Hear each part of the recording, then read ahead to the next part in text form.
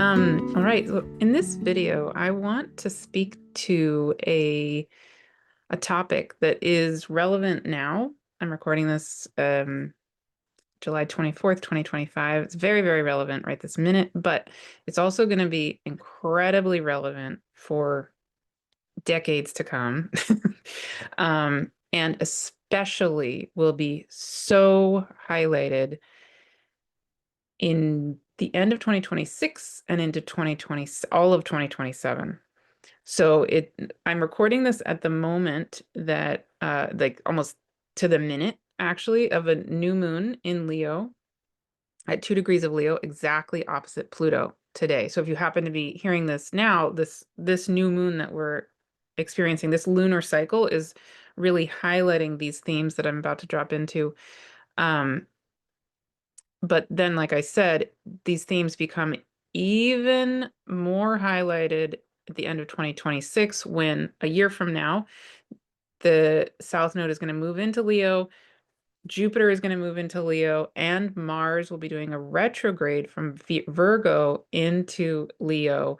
And so the end of next year, we're going to have Jupiter, the South Node, and Mars all conjunct in Leo, back and going back and forth. Jupiter will be conjunct the South Node like 3 times. Mars will be going back and forth with the South Node and Jupiter. So the three of them are going to be doing this dance all of the end of 2026 into 2027. And then when we move in, as the North Node, so the South Node will move into Leo, but that means that the North Node will be in Aquarius.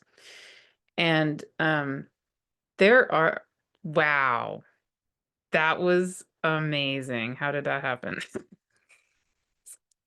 That's happened one other time. I don't even know what I did. Okay, well, someone wanted there to be fireworks with that. That's perfect. Fireworks for North Node and Aquarius. Yeah, because what's going to be happening as the North Node transits Aquarius, guess what else is in Aquarius? Pluto, right? So at the end of 2027, the North Node will be conjunct Pluto at around, I forget the exact degree, but it's the early degrees of Aquarius still. It's around 3, 4, 5-ish, 6 maybe.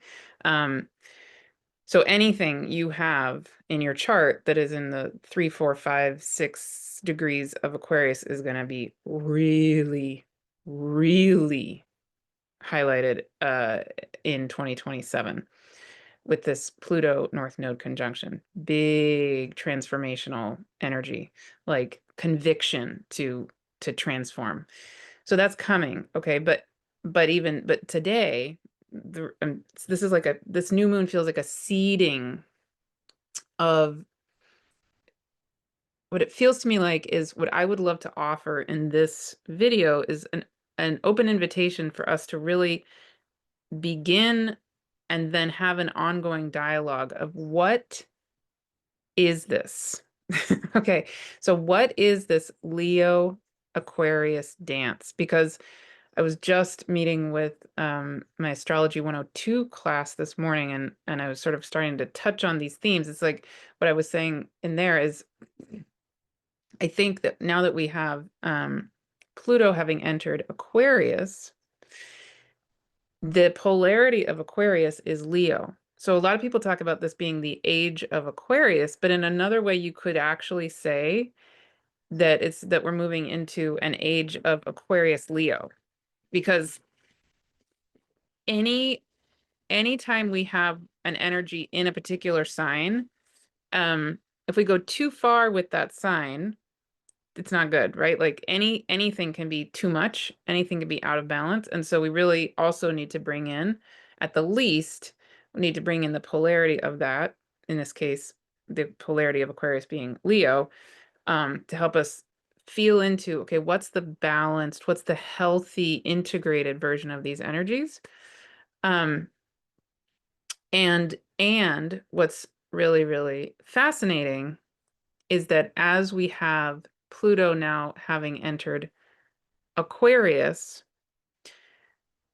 I don't want to get I don't want to get into a political debate at all here. I'm gonna touch on this because it's very important, very real, and very, very relevant to what's going on in the world.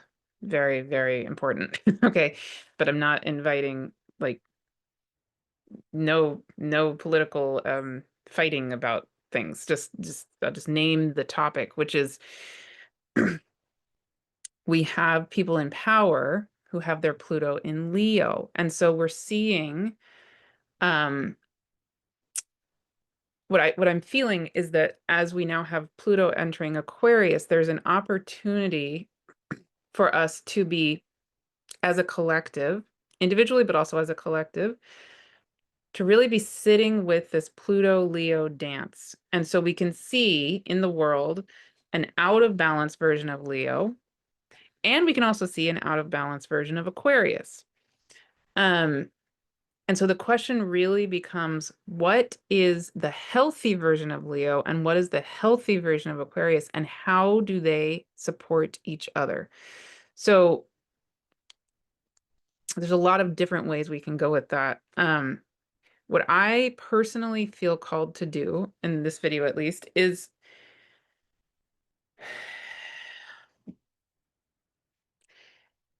I think it's really easy and definitely not a bad thing, but definitely easy to focus outward, to get very upset, and understandably and extremely justifiably, extremely justifiably upset. I personally am very upset by many, many, many things happening on this planet at this moment, right? Of course. And I think sometimes we're called to act outwardly, and that's great. I'm all for that. Go for it. And I also feel personally a calling, or the spirit world tells me part of my role is also to help so help us support ourselves to come inward also, right? So not either or. If you feel a calling to do anything outward, again, I fully support that. That's not putting that down at all, at all. My role in this moment is really to support us to go inward. So, and I used to be a social worker. I used to be very, an activist. I used to be, like in college, I was big in the student government and I was very vocal about all kinds of things. And yeah, I totally support that. Okay. Um, at this moment, I'm called to really help us be with what is the highest potential of these energies, and how can we be supported to find the essence of it in our own being, and to really, really, really hone that. Okay, so kind of three parts of what I'm going to do here. First of all, my 18-year-old, who's very Aquarian, is teaching me rudimentary, video editing. So for the first time ever, I'm going to be able to slice together different parts of this video. And so I'm making this video here. And then tonight at the time of the sunset, I'm planning to go and record a second part for you guys. I'm going to slice together with, now that he taught me how to do this, it's like amazing, right? Whole new world for me, Aquarian. Yeah. So that's one side benefit of Aquarius energy, is learning technology that can be helpful, that I can end up with a video that is more than one part put together, like awesome. So yeah, so this video is gonna be me talking, and then I'm gonna go and be with the sun, literally as it's setting over the ocean, right? And so in there, I'm gonna help us really be with what is the essence. Who is the sun? Because the sun is the ruler of Leo. So I feel like in this time, one of the opportunities for us, especially on this new moon in Leo, the sun itself literally holds, we know this, it holds light codes. It is light. It is light, but it holds ancient wisdom and the essence of who we are as light. Like that essence of us as Leo really is, in a sense, light codes, right? And the divine intelligence of us. And actually, interestingly, the essence of the highest expression of Uranus, you could also say, is divine intelligence. And so they work together. Light um, and divine intelligence are, in a sense, the same thing. Okay, so more on that later. I will be kind of more present with that when we're actually over at the ocean and and I snap my fingers and this video, takes us over to the ocean later tonight. But what I first want to do in this part is just briefly, I want to mostly focus on how can we feel into the essence of the highest expression of these energies and the integration of them. But I just want to touch on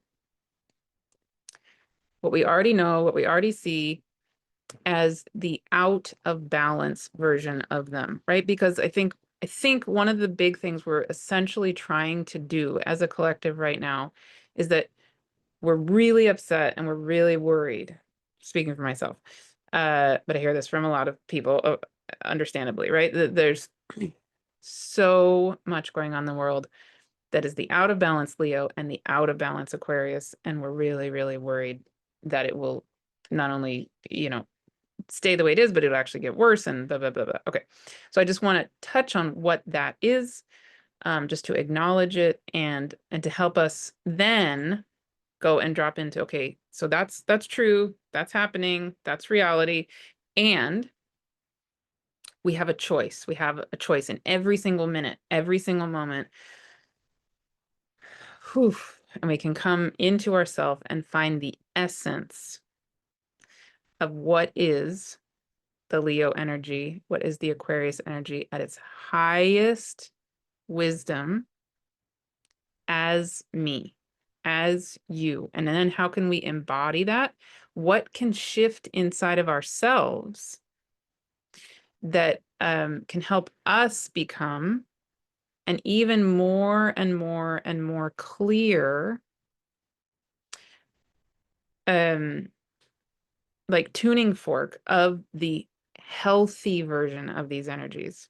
Okay, so I'm going to take a little time to be with that. I'm also going to bring in the square of Taurus and Scorpio to Aquarius and Leo. Yeah, because they're both really informative. So, okay. So again, I'm going to come back, mostly going to focus on the positive, the potential here, but just going to briefly touch on the out of balance version of these energies. Okay, so starting with out of balance Leo. Well, okay. Do I even need to say it out loud? Turn on the news, turn on anything, there it is. The out of balance Leo is, me, mine. It's a toddler who's throwing a tantrum. No, that's mine, give it to me.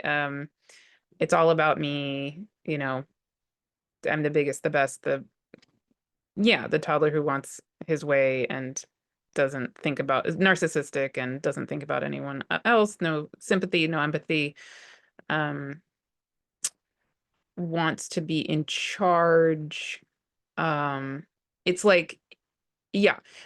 And so on a very basic level, the healthy Leo though is a flower in a garden. This is actually a combination of Leo and Aquarius. So it's a flower Leo, healthy Leo, I'm a flower and I have this relationship with the sun and I can fully open and shine. I'm fully present as me. I'm fully present as the essence of me, the light of me, the power of me. And I'm not scared to open to the world, to the sun, and really shine in all of my beauty and all of my soul essence in the exact precise way that is good, is in service of the group Aquarius, right? And yet it's not all about me either. It's not that I'm the flower on the stage all the time. Sometimes I might get highlighted, but what I'm really here to do is to be of service in the when I self-actualize and I open up my full self in this particular way, then the world benefits. Aquarius. The collective, it's in service of the greater good. But at the same time, I'm also really cheering on all the other flowers in the garden, right? We all need to shine. It's not only about me.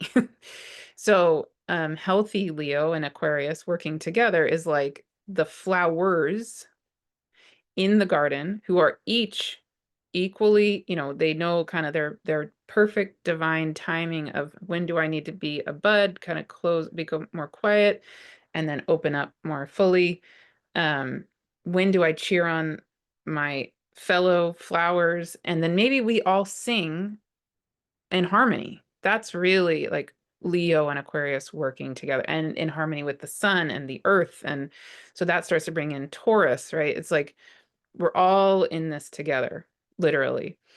Um, and a story actually that comes to me a lot when I think about this is again, my 18-year-old who is a singer and um and has quite strong is a performer. And so has very strong stage presence, you could say, and could be the kind of person who could take the stage. But what's so fascinating, they're now 18, just graduated from high school, but when they were in ninth or 10th grade a few years ago, and they were first getting into the school choir and really, really like it was becoming their thing. They said to me at one point, they did a performance and I couldn't really hear their voice, even though they have a very loud voice. They don't have a quiet voice inherently. And they said to me, well, the thing is, what I've been realizing is that it actually doesn't serve the group, like the song, it doesn't serve the performance if I just am loud, right? I've been realizing that's not the goal. So what I've been really working on is like, this is like a 15-year-old kid. I'm like, what? um, what they said was, what I've been working on is really deeply listening and trying to figure out when does it serve the group for me to fully use my voice, or when do I need to modulate it to blend with the rest of the group. Ding, ding, ding. There you go. That's Leo Aquarius, right? Like really tuning into the needs of the group and fully shining Leo when I need to, when that's going to serve, and also kind of taking a step back so that everyone else can shine. Somebody else can have a solo. The harmony gets to come out. Um, my 18-year-old is a bass. So like, when does the bass need to kind of like take a step back? When does it need to shine forward? When does it need to kind of be equal with everything else? How do I modulate my own shining? How do I modulate my own sun self? Like, when does the sun need to have a little bit of shadow? Um, yeah, I mean, it's like, wow, amazing. And then all these kids, all of them in this choir is like the school just promotes this way of being where it's every kid gets celebrated, yet there are stars of the show, but that's not the point. It's anyway, just amazing. So impressed the last several years watching this choir, and actually the theater program, same. It's like same idea. It's not about the ego at all. It's about really celebrating every single kid in their uniqueness. So again, this is a Leo Aquarius dance. Um, and then really helping the whole performance to shine, to like be the best it can be, right? Really honing the gifts of every single kid there.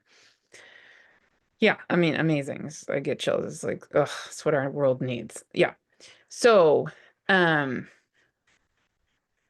yeah. And then the out of balance Aquarius, again, I won't dwell on it, but it's like, okay, we see that too. So out of balance Aquarius, in my opinion, is things like, um, well, it can be very dissociative. So it can, Aquarius, an extreme, really unhealthy Aquarius can be very distant and disconnected from emotion, disconnected from the heart. So the Leo in balance brings us back to the heart. Aquarius out of balance, well, actually, even Leo out of balance isn't connected to the heart. It's me, all me, and more me. Aquarius out of balance is also very even more disconnected from the heart, and is in the brain, only in the brain. Um, so again, not to get into topics that I want to invite bickering about, but I recently, a college friend recommended to me the movie Mountainhead. I don't know if any of you have watched it, and I was telling some people this morning, I don't know if I recommend it exactly, but very informative and a perfect depiction of this Leo Aquarius dance that we are doing right now. So if you're not familiar with the movie, it's essentially about a group of tech bros, if you want to call it that, who have a weekend together in a mountain retreat.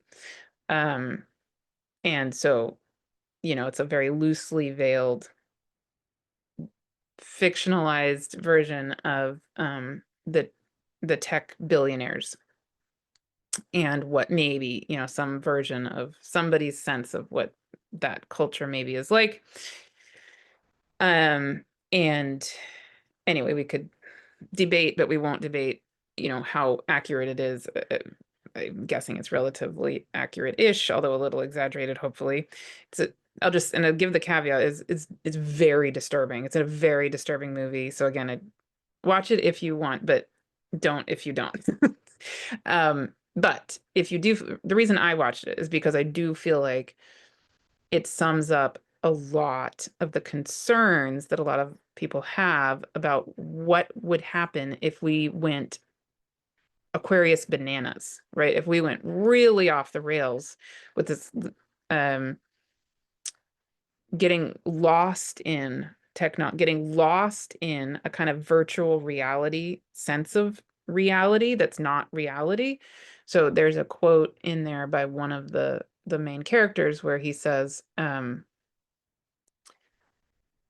do you think that other people are real? And then he says, no, I mean, 7 billion other people, they can't all be real, right? So you feel that, right? That's Aquarius gone really off the deep end. I mean, falling off the cliff. Like that is so scary. That version of not reality. That you could be that disconnected from your heart that you would get so lost in a virtual reality of your mind that you maybe would even have this notion that other people are not real. And I mean, hopefully that's an exaggeration. Hopefully people aren't feeling this way. But we see that for sure, of course, in all kinds of ways. This distancing that, oh, they're less human than me, or blah blah blah. Okay, so that's an example of very out of balance Aquarius energy, and we see that going on in all kinds of ways. So yeah, so we don't want that. None of us want that, right? So the question then becomes, okay, how do we balance this? How can we work on this? How can we hone this in ourselves? Because it's not only about those extreme, we can see extreme examples of the out of balance Leo and the out of balance Aquarius, and probably we are not personally, if you're watching this, I pretty much guarantee you're not personally, not a total extreme narcissist. You're not gonna say like people aren't real. We're not gonna be the living out the extreme version of this. But speaking for myself, absolutely, I am noticing in myself. It's like I keep feeling the what's the word? The analogy in myself of being like a clamshell with a pearl inside, and like the pearl inside being my own Leo self. I have my own Saturn in Leo in my 11th house, interestingly. So I have a combination of these Aquarian, Leo energies just inherently in my chart. And so, and then my Uranus actually precisely to the degree squares my Saturn in Leo. So I just innately carry uh the signature of trying to work out this Leo Aquarius dance. And actually my Mars is opposite my Saturn. My Mars is in Aquarius opposite my Saturn in Leo, right? So it's like, so I'm really, really trying to refine what does it mean for me to be a leader, Saturn in Leo, in my 11th house? What does it mean for me personally to be a leader of groups, of community, using technology? I just started this new app, I mean, which everybody I highly recommend. I'm super excited about it, right?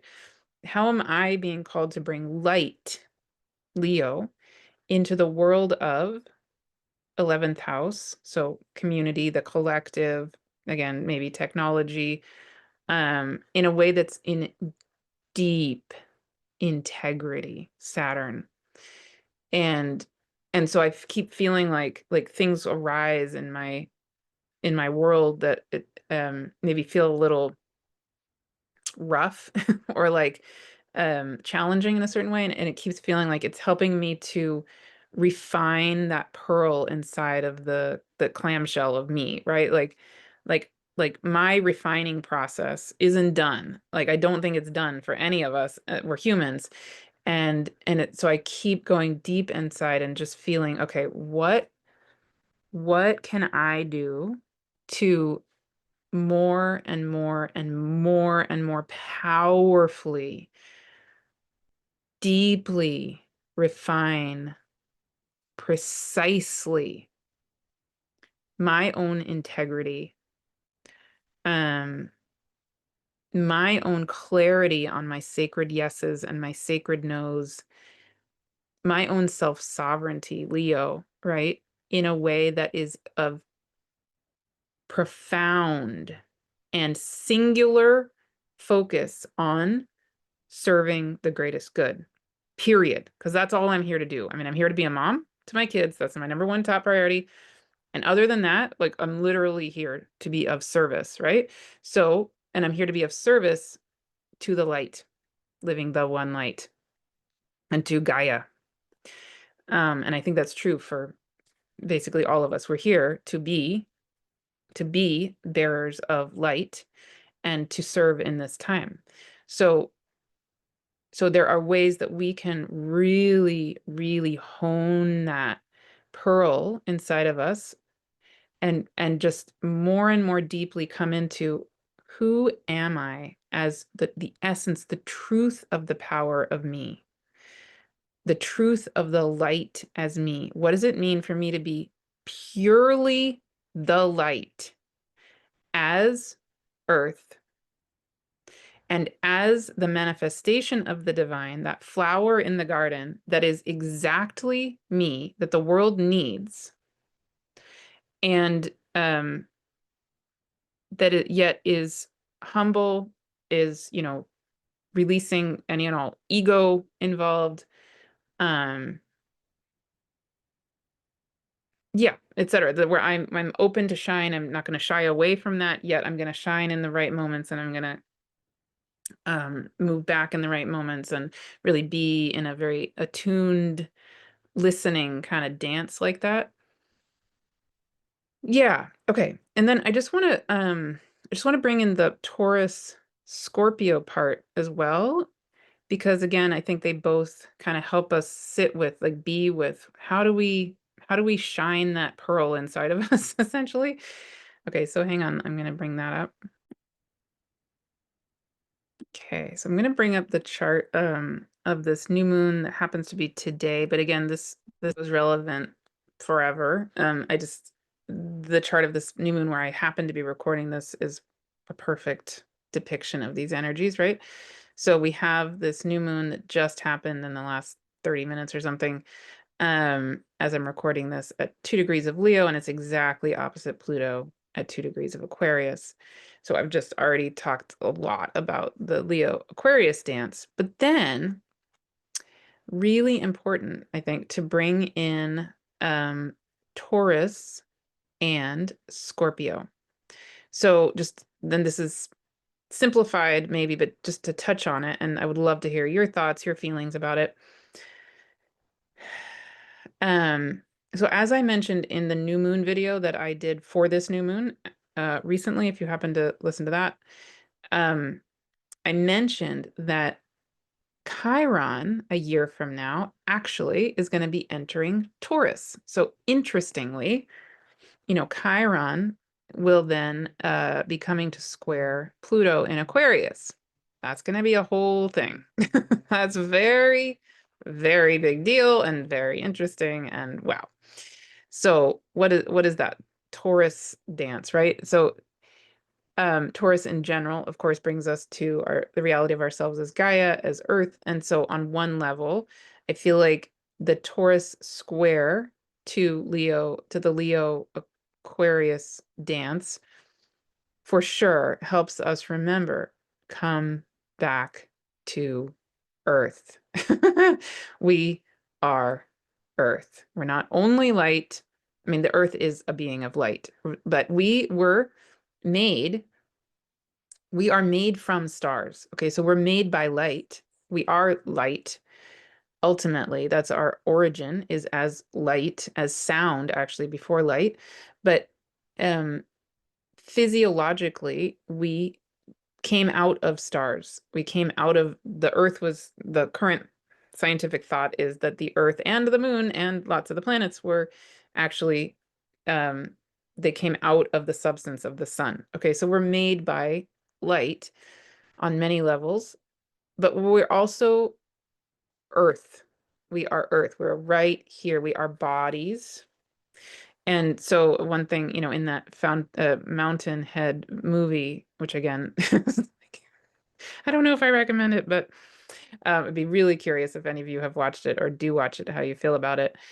One of the themes in there is these tech bros, really some of them being very, very in denial of their humanness and their physical body reality, and really trying to do things that will help them be, in a sense, immortal, and really, yeah, in denial of the realities of body needs, and certainly of body intelligence and that kind of a thing, right? And so it's so key. Like both of these energies, the Leo and the Aquarius, can become extremely self-centered and out of touch with reality in different ways. Aquarius in particular can get really dissociated out of the body, but Leo also can, if it's becomes really narcissistic, can just get yeah, demanding and all kinds of things that are not about really enjoying and honing and being in deep honoring relationship of Earth and of the reality that we are Earth. Yeah, so there's lots and lots and lots there, but when Chiron a year from now moves into Taurus, that's going to get extra highlighted.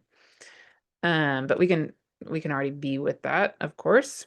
And then Scorpio, really interesting. So something, when we bring in Scorpio, of course is ruled by Pluto. So Scorpio energies right now are ruled by the Pluto in Aquarius. And so that's extra highlighting the Aquarius Scorpio dance, because Pluto is now in Aquarius, right? So yeah, so that's a whole topic to be with, and I would love other people's thoughts on that too, like your thoughts. But one of the things that comes up for me is that with the Scorpio energies, there's many, many, many gifts, of course, of Scorpio energy.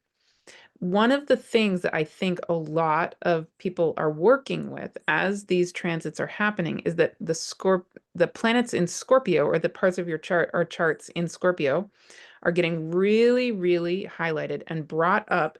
And whatever we have in Scorpio, not necessarily, but often does contain shadow energies, and out of balance relationships with power.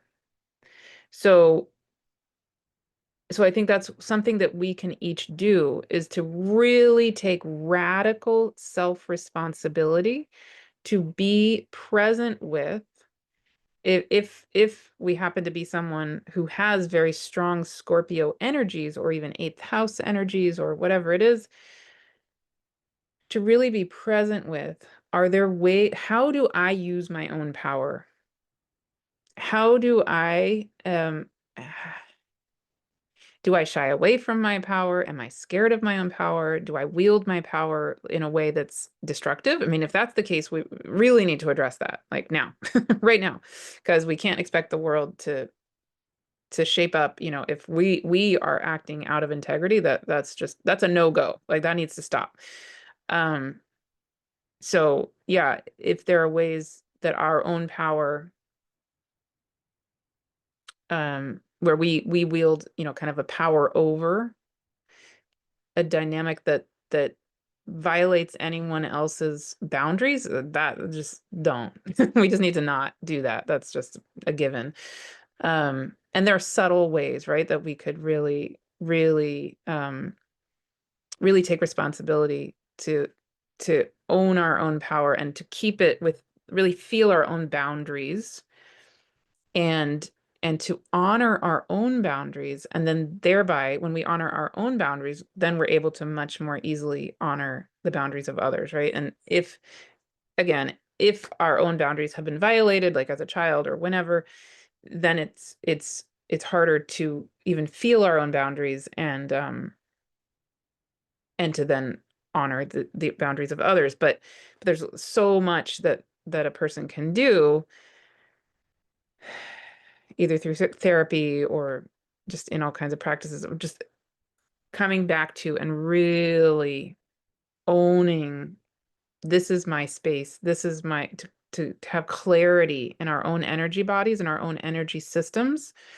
um yeah, to get really clear when I'm going to come out of the screen share, because this is kind of a delicate yet important thing. It's like, we each are the power of existence. We each are the power of source itself. And that's, on an ultimate level, how I think of Pluto and Scorpio in a certain way, is, that's just true. That's reality. And it's really, really, really important that we all fully embody the power that we are, and yet have that power be fully present and honoring, right? Like, we don't want to hide it. And we also don't want to cross our own energy body system. We don't want to cross into other people's spaces. And so learning to hone, where do I end, where do you begin, and really honor that distance, that space. Um, and just to be deeply, deeply honoring of the sanctity of life. Yeah. So I mean, I know that speaking for myself, all of us listening to this would want to be doing that. We don't have negative intentions at all.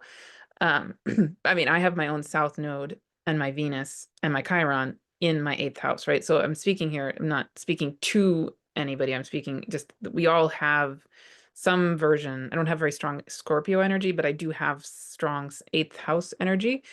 And yeah, and so yeah, it's just, I think we all have ways we can really, like, really feel it. How Where is our power? And how can we fully let it land, fully let it come boom straight into our bodies, Taurus, and have it be regulated in a way that's really, really embodied and healthy. Yeah. Okay. I think those are all the things that I want to say in this portion of the video. Yeah. And then I'm going to snap my fingers and boom, I'll be at the ocean tonight. So this is gonna be my first attempt at that. And oh, and thank you for all of your feedback about music in the channeling of my videos. I don't know if you gave me that feedback. Thank you, thank you. So I put up a poll on the YouTube channel asking about if people prefer music during channeling or not, and the results were basically almost 50-50. I mean, it's a tiny preference for yes. But I think the conclusion I'm coming to essentially is I won't put music in channeling, but I am going to play around with music in the videos sometimes when I feel like it because it's fun for me. But in the channeling part, I'll leave that just my voice. And then, if you have music you like to listen to, you can listen to it while you listen to me channeling, or I can give you a link to the channeling music that I use. And you could put that on while you're listening. Yeah. But anyway, I really, really, really appreciate your feedback. And awesome. Okay. See you at the beach. See you soon. Hello. Here I am at the ocean with the sun who's setting, and the moon is with the sun, exactly, because it's the new moon in Leo today. And so what I wanted to be with is, because this video is really, it's not directly about this new moon, but this new moon is really, I feel like, seeding an opportunity for us to be present with all the things I talked about in the earlier part of the video. And so what I really want to do now is give us this opportunity when we can feel the energetic of this being, who we call the sun. And we can just know that in this moment I happen to be recording this, the moon is also there. But something that dawned on me when I was, after I recorded that first part of this video, I had the obvious realization that Leo is, of course, ruled by the sun. And so we associate the sun with Leo. And Aquarius, we associate with stars and with the cosmos. And then I realized, the sun is also a star.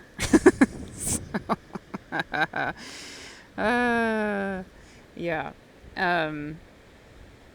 So then I got thinking, wow, what is this being, right? So this dance between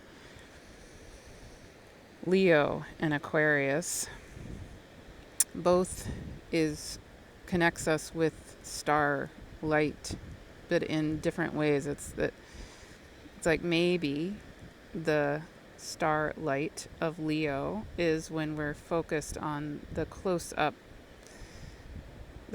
up version of light, and then the star light of Aquarius is when we take the bigger step out and we think about all the stars. Yeah. Yeah, so that really got me pondering. So I just want to pan around and so you can just see this amazingly beautiful spot I'm in and that I come to all the time. This is walking distance from my house, which is insane. Yeah, I just want to give you a moment to be able to be with it. And yeah, I'm going to be, I want to make more videos out in this beautiful place I live, and other places too. But mostly what I want to do today here is I want to take a moment to really be with this being, the star, literally. This is a star. This is a star we're looking at, and we call it our sun, but it's a star. So I want to drop in and just give us a chance to really be with that. And yeah, and I'll also just say, if you want more of these videos where I'm out and walking and being in places like this, join the new Walk and Talk membership, because I will definitely be doing these kind of videos here for free on my, my free YouTube videos as well. Definitely, for sure. But if you want them, I'm doing them at least once a week. For that Walk and Talk membership, and it's really, really fun. I want to, there's lots of things I want to show you, and a little more intimate space for that. So anyway, if that calls to you, join us. Okay, but here in this moment, yeah, let's drop in, because I really feel like, we're really with this question right now, and then, like I mentioned, into next year and into 2027, when the nodes are going to be, so a year from now, the nodes will switch into Leo and Aquarius.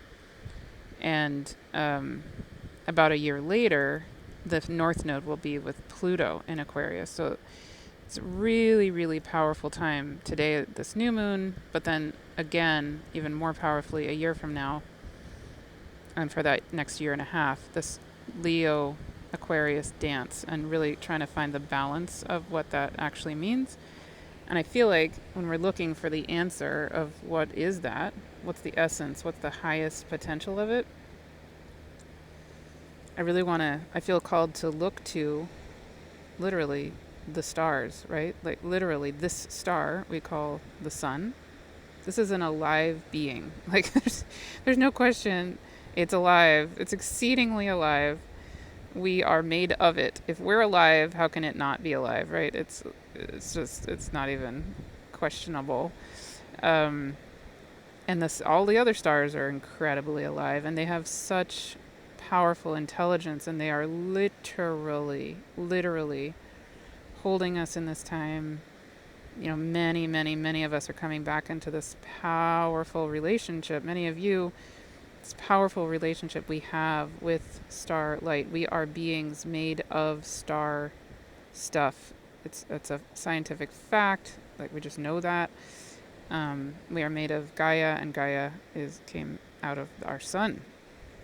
So, and the stars are where, through nuclear fusion, all elements of the periodic table other than hydrogen and helium come out of the stars. So stars are made of primarily hydrogen and helium, and then it's within the stars through nuclear fusion that all the other substances of the periodic table are made. So we are made out of stars, truly, actually, for real. So they are our ancestors, and they hold literal codes, light codes. That sounds very woo-woo, but I mean, it's just truth, right? They hold the memories and the current knowing powerfully of who we really, really, really, truly are, of really the remembering that we're coming into on so many powerful levels. We've been in this time of great forgetting. Now we're coming back into this time of great remembering. And yeah, okay, so however it feels right for each of us, each of you, just take some long, slow, deep breaths and be here, be present with this incredible being we call our sun, we call soul, there's a lot of different names for this being, of course. And again, we can remember this being. Okay, so I'm just going to name some scientific things about this being. First of all, the sun, our sun, is a star, like I said, and it is actually relative to the other stars that we are aware of in our Milky Way galaxy. It is a relatively ancient star. So most of the stars we think of, like Sirius, Deneb, um, most of the stars we tend to think about are so much younger than our sun, and actually than our Earth and then our moon. So our sun and the Earth and our moon all are thought to be 4.5 billion years old. Billion years old. Deneb, that's the tail of the swan in the Cygnus constellation, for example, is 10 million years old. And, on and on and on. The Arcturus is older than our sun. Aldebaran is older than our sun. But out of the kind of main stars we tend to think about, those are the only two that I, off the top of my head, know of that are older than our sun. And virtually none even come close to how ancient our own sun is. Our sun is relatively smaller and has a way longer lifespan than many other stars as well. And it's about halfway through its life cycle. And eventually, many, many, many, many, many millions of years from now, it will eventually become, very long time from now, it will become a red giant. So it'll blow up and expand past, about to what scientists think is past Earth to around the orbit of Mars-ish. But right now it's kind of like in its midlife. So it's this ancient 4.5 billion year old being. And we also know that the sun has this 22-year cycle. So it every 11 years, it peaks in its activity level, the solar flares and all of that. And we're currently, as I'm recording this in July of 2025, the sun is at one of its 11-year peaks. And the other thing that happens as it's peaking is that it flips its poles. So it's in the middle of flipping its north and south poles currently. Again, this is scientifically known, right? It's fascinating. So right now, and the peak of its activity is actually higher right now than its typical peak. So it's peaking higher than its peak. So it's very, very, very active. There's many coronal ejections, we know that, right? So we can just feel into that, how alive, how active this being is. And again, it's one of infinite stars of this galaxy and then infinite other galaxies. And that cosmic dance, the cosmic family of star beings, literally. It's not just a woo-woo thing. It's, really, really, it's just fact. Okay, so taking a long, slow, deep breath. You just be with this being, this powerful being who the mass of the size of the sun is so gigantic that if you took all of the planets of this solar system and you squish them together, the sun is 90 something percent of the mass of the entire solar system. So the planets are minuscule in comparison to the sun. Even Jupiter, which is the biggest planet, is tiny, teeny, teeny, teeny, teeny, tiny compared to the sun. This is a massive being. And again, taking a long, slow, deep breath, if it feels right, could just be present with this being and ask, what, or have a prayer.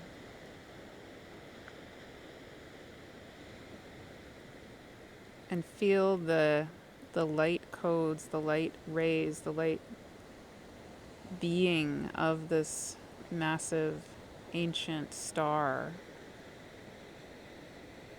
entering our bodies, you could feel it maybe entering your third eye, lighting up any and all of your chakras, your organs,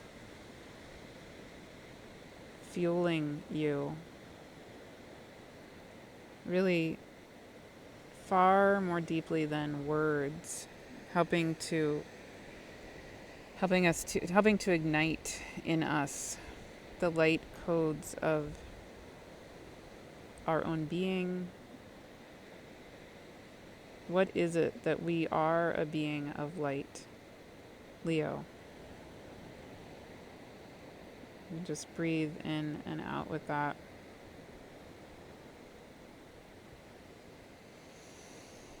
And if it feels right, you can invite your spirit team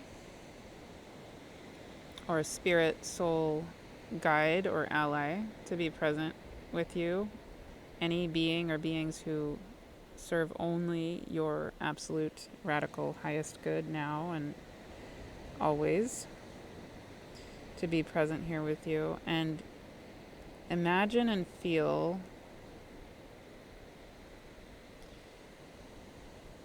that being or beings placing one hand on the back of your heart and one hand on the front of your heart, and then feeling into and igniting the golden seed of your own soul essence, your own light code being, the truth of who you are as divine, as light. And taking another long, slow, deep breath, just be present with that.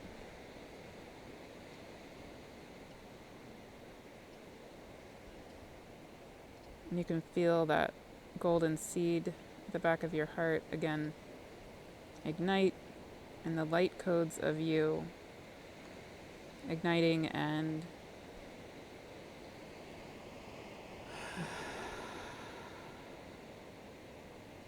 knowing the way, just like the shoots of a seed, knowing the way out of that seed of a plant.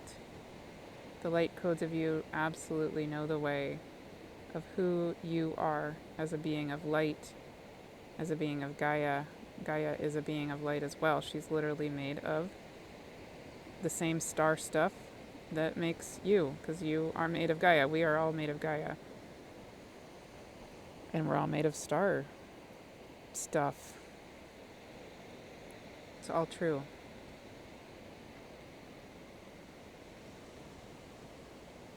And again, just in whatever way feels just right for you, really being with this being we call the sun, who is a star, who is literally light.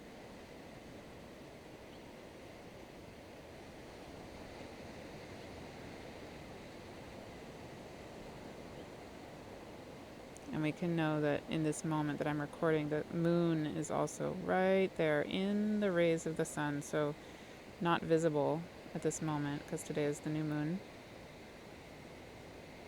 We can feel that moon, Luna. Perhaps also just, again, whenever you happen to be listening to this video,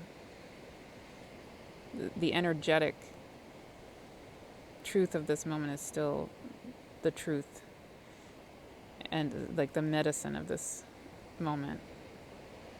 and relevant always. So you can feel how perhaps the moon there and the rays of the sun is supporting us to seed, ignite, set an intention for being the light that we are, unequivocally, powerfully, completely.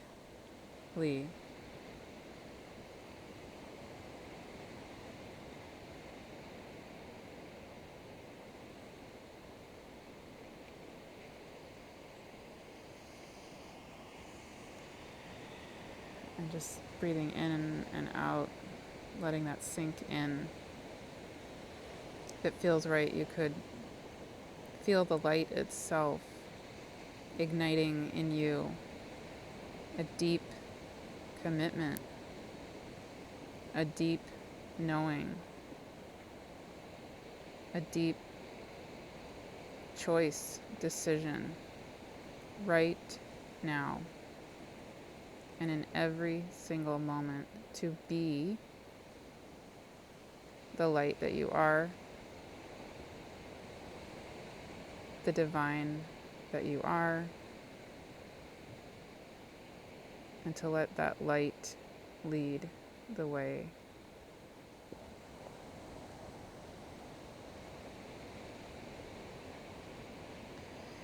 And then, let's see if I can, in person I can see the sun so clearly. On the video it's kind of, there we go, let me see, yeah, it's exquisite.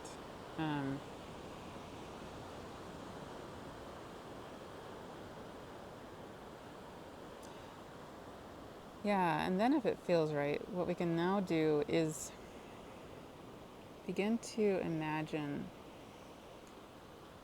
all around this earth, and actually all around, surrounding this entire solar system. So all of the planets, we are all orbiting around this particular star we call the sun.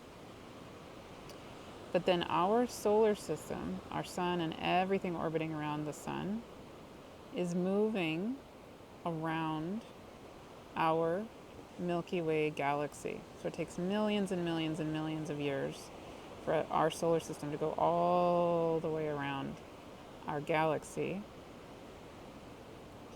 But we can then feel into and remember these billions of stars filling this particular galaxy surrounding our solar system. We're moving through the galaxy, around the galaxy, in the company of so many other countless beings we call stars, just like our sun, each in their own unique way, but they're all beings of light, just like our sun. And then there are infinite other galaxies. So one galaxy that's visible to even without a telescope is the Andromeda galaxy, and will actually be visible coming up pretty soon, maybe even visible. It's a little, yeah, you have to be in pretty dark skies to see it, but yeah, so we can also, of course there are many other galaxies, but typically what we see with our eyes are the stars of this galaxy. But there are just countless other stars. And so as this star is setting here, we can feel into and imagine and start to just remember the presence of all the infinite other stars surrounding us, holding us all the time, even if we can't see them. They're everywhere. And all those points of light is like, that's very Aquarian, right? So we're balancing, we're learning to balance this. There goes the sun. We're learning to balance this light of us as sun, as star, as sun, and then us as light of everything, Aquarius. So we are the sun, and the sun is one of infinite stars, Leo and Aquarius.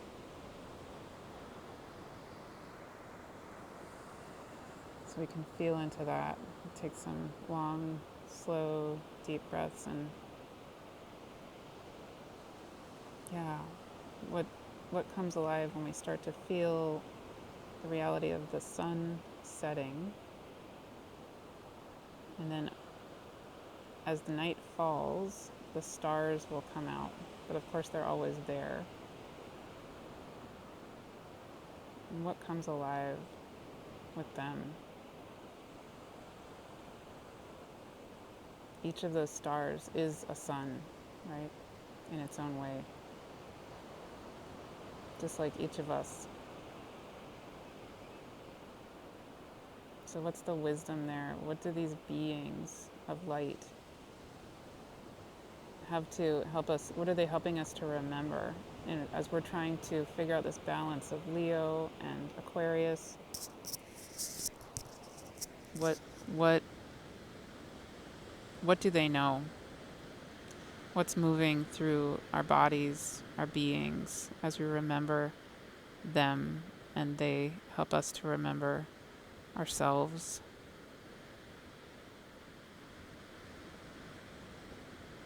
Yeah. And of course, I think of the ocean too. That's another kind of remembering, because we have the North Node in Pisces, South Node in Virgo. So it's another kind of like dance of polarities. And I think of the beings of the ocean and their powerful relationship with the sun and the stars. That's a whole other topic, but yeah, there goes the sun. All right. Well, thank you for being on this journey with me. And I would love, love, love to hear what comes alive for you. And I'll see you all soon. I'm just going to give you some time to be with the ocean before I close out this video. Enjoy.